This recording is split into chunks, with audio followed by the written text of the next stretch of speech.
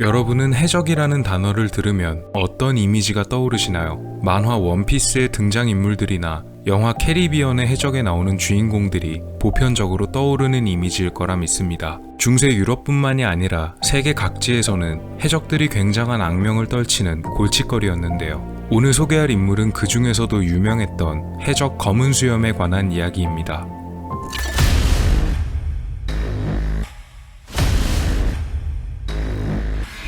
검은 수염이라고도 불리는 해적 에드워드 티치는 출신과 생몰 연도가 명확하지 않은데요. 1680년대 잉글랜드 왕국의 브리스톨에서 태어났던 것으로 추정됩니다. 그는 18세기 초반 카리브해 일대에서 해적 활동을 벌이며 악명을 쌓았습니다. 그가 생전에 약탈한 보물과 재화의 가치는 지금 가치로 약 1250만 달러라고 하며 한국 돈으로 환산할 시 150억 원 정도가 됩니다. 해적들의 약탈 금액을 순위로 매긴 약탈 순위에서도 10위를 차지할 정도로 상당한 규모를 자랑한다고 합니다. 그는 키가 굉장히 컸다고 전해지며 덩치 또한 대단히 좋았다고 합니다. 양쪽에 검 2자루를 찼으며 또한 권총을 6자루나 차고 다녔다고 하는데요. 그냥 총을 1자루만 찼어도 됐을 텐데 왜 굳이 총을 6자루나 찼을까요? 그것은 그 당시 총들이 가지고 있던 어쩔 수 없는 특징 때문이었다고 합니다. 현대의 총들은 보통 자동적으로 장전이 되는데 당시에 보편적으로 쓰이던 총들은 한번 쏘고 나면 재장전에만 몇십 초가 걸리는 굉장히 불편하고 버거운 방식이었다고 합니다. 또 해적의 특성상 늘 바다에서 생활하다 보니 총에 사용되는 화약이 물에 적기라도 하면 당장 쓸모없어지게 되는 경우가 많기도 해서 총을 여러 개 준비하는 것이 일반적이었다고 하네요.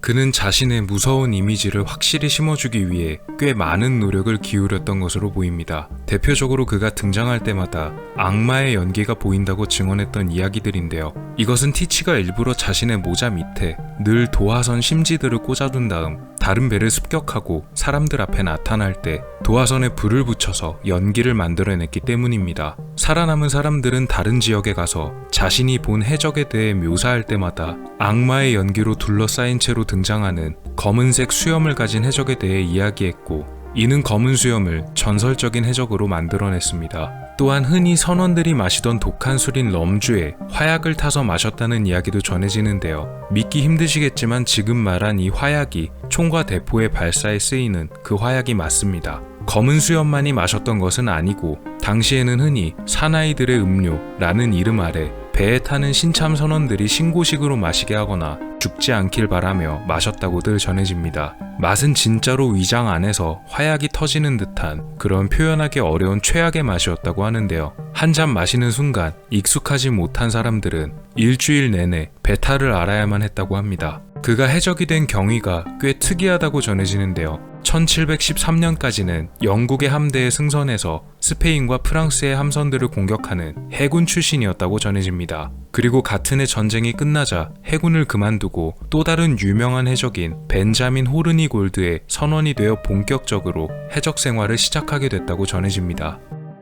이 벤자민 호르니 골드란 해적 역시도 대단히 유명한 해적 중 한 명인데요. 검은 수염이 자신의 악명을 떨치는 수단으로 썼던 여러 기행들도 그에게서 영향을 받은 것으로 보입니다. 하루는 벤자민의 해적선이 다른 함선을 습격했고, 습격을 받은 배의 선원들은 겁에 질려서 모든 것이 끝났다고 생각했지만 벤자민은 선원들의 모자만 훔쳐서 떠났다고 합니다. 이유는 전날 자신의 선원들이 술을 너무 많이 마신 나머지 모자를 잃어버린 사람들이 꽤 많았고 해적에게는 지켜야 할 품위가 있다는 이유로 다른 배를 습격해서 모자만 훔쳐간 것이었습니다. 그래서 검은 수염 역시도 나중에 이런 비슷한 일들을 꽤 자주 저질렀다고 전해집니다. 보통은 상대가 그냥 항복하면 물건만 훔쳐가고 상대가 반항하면 끝까지 쫓아가 배를 침몰시켰다고 하네요. 1716년에는 벤자민에게 인정을 받아서 약간의 선원들을 지원받아 배를 따로 운영했으며 선장인 벤자민의 배를 지원하는 역할을 했으나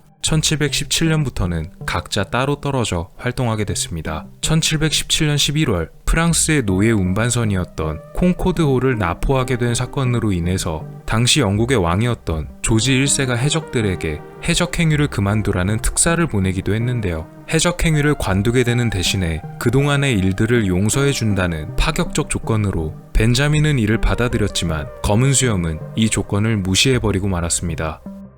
오히려 나포한 콩코드호를 더 개조해서 자신만의 배로 만든 뒤 앤 여왕의 복수라는 이름을 붙이고 300명의 선원들을 배에 승선시킨 다음 더 본격적으로 해적 활동에 몰입하게 됐습니다. 이것은 당시 검은 수염이 자신의 배에 내걸었던 자신의 해적 깃발이라고 합니다. 흔히들 아는 해적 깃발의 디자인과는 좀 다른데요. 두개골의 칼이나 뼈를 교차시킨 깃발이 아니라 조금 특이한 형태의 깃발을 썼다고 합니다. 본격적으로 해적 생활을 시작한 검은 수염은 또 다른 해적인 자메이카 출신의 선장이었던 스티드 보넷을 자신의 동료로 받아들이고 배 2대를 카리브해 연안으로 끌고 가 약탈을 시작합니다. 이 스티드 보넷 역시 꽤 특이한 해적이었는데요. 원래 왕실 근위대 소속의 육군 소령 출신으로 집안도 부유했던 그가 해적이 된 이유는 바로 부인의 잔소리 때문이었다고 합니다. 검은 수염은 스티드 보넷과 동맹 관계를 이룬 상태로 활발하게 해적 활동을 벌였다고 하는데요. 그러던 어느 날 스티드 보넷의 배가 반격을 받아 배가 침몰하고 패배할 위기를 맞게 되어 선원들이 모두 배를 버리고 도망가는 일이 발생합니다. 도망친 선원들은 모두 검은 수염의 배에 타게 됐고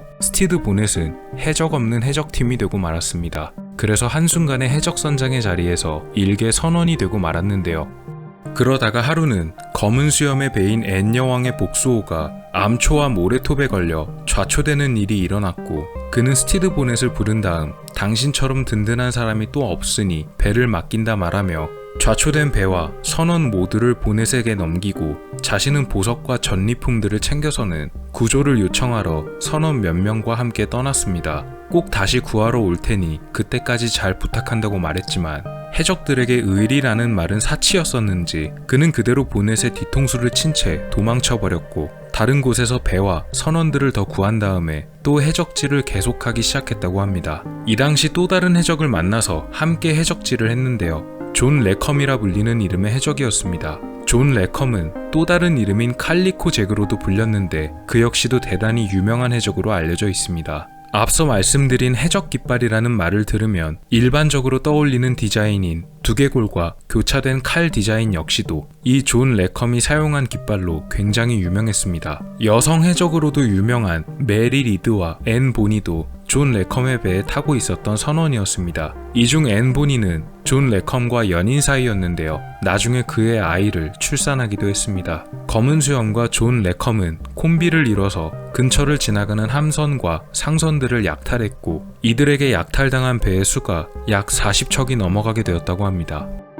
1718년 결국 이를 두고 볼 수가 없었던 영국 해군은 검은 수염을 토벌하기 위해 군대를 파견했고 그를 잡기 위해 출동한 해군 함선 2대에 의해 검은 수염은 순식간에 포위되었습니다. 그를 토벌하기 위해 선발된 영국의 해군은 로버트 메이나드가 지휘하고 있었으며 로버트가 승선하고 있던 배의 이름은 진주였다고 전해집니다. 포위당한 검은 수염은 해군과 치열하게 싸웠지만 이내 해군에게 제압당하게 되고 말았고 검은 수염은 로버트 메이나드와 사나이답게 싸우자며 1대1로 둘이서만 결투를 벌였다고 합니다. 그러나 검은 수염은 패배하고 말았고 결국 그 자리에서 처형당하게 되었으며 로버트 메이나드는 승전을 기념하기 위해서 검은 수염의 목을 진주호에 매달아뒀다고 합니다. 이 둘의 대결이 얼마나 치열했었는지 남겨진 기록으로는 둘이 질풍처럼 싸웠으며 검은 수염의 몸에는 25곳의 상처가 남아있었고 그중 5군데의 상처는 모두 총상이었다고 전해집니다.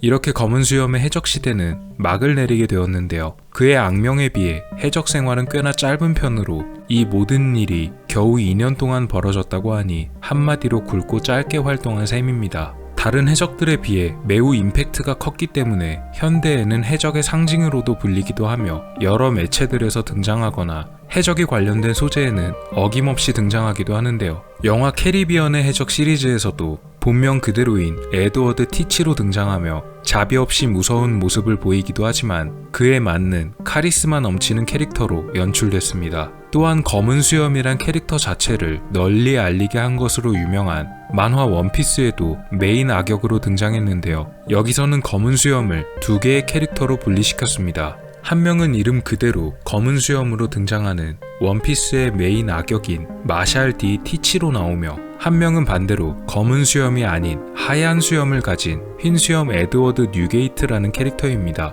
특히 흰 수염 에드워드 뉴게이트는 작중에서 전쟁 도중 몸의 여러 곳에 엄청난 상처를 입은 채로 최후를 맞이하게 되는 연출이 나오는데요. 이는 실제로 검은 수염 에드워드 티치가 로버트 메이나드와 최후의 전투를 벌이며 엄청난 상처를 입었다는 역사 속의 이야기를 캐릭터에 그대로 반영시킨 것으로 보입니다. 유럽의 바다를 공포에 떨게 했던 해적들과 그 중에서도 높은 악명으로 유명했었던 해적인 검은 수염 에드워드 티치에 관한 이야기였습니다. 오늘 미스터리 어떠셨나요?